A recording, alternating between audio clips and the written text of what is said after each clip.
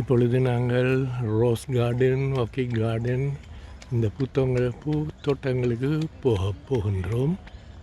முதலில் வருவது rose garden.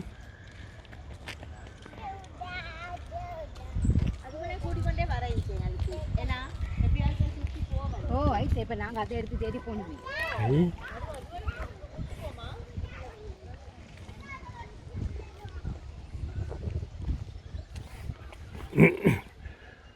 சரி, இப்பொழுது நாங்கள் ரோஸ் கார்டனுக்கு உள்ளே போகின்றோம்.